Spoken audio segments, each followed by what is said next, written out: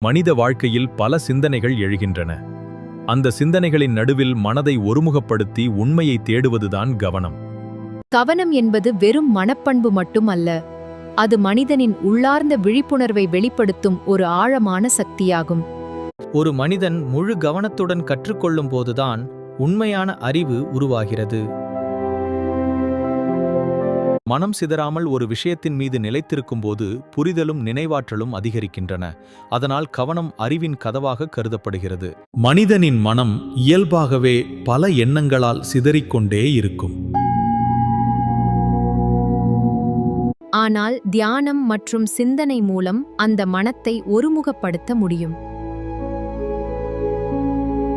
மனம் அமைதியாகும் போது மனிதன் தனது உள்ளார்ந்த உண்மையை உணர ஆரம்பிக்கிறான். தத்துவம் கூறுவது என்னவென்றால், மனிதன் தனது எண்ணங்களையும் செயல்களையும் விழிப்புணர்வுடன் கவனிக்க வேண்டும் என்பதாகும். இந்த விழிப்புணர்வு மனிதனை தவறான பாதையிலிருந்து காக்கிறது.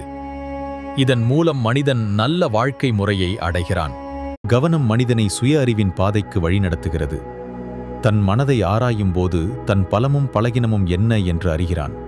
இந்த சுய அறிவு வாழ்க்கையில் முன்னேற உதவும் முக்கிய சக்தியாகும்.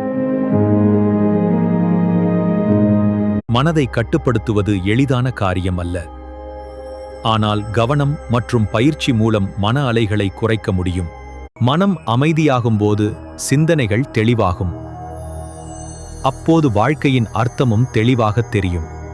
கவனத்துடன் சிந்திக்கும் மனிதன் வாழ்க்கையின் ஆழமான அர்த்தங்களை புரிந்து கொள்ள முடியும்.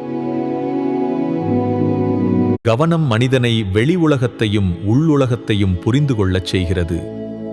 அமைதியே ஆன்மீக வளர்ச்சிப் பாதை.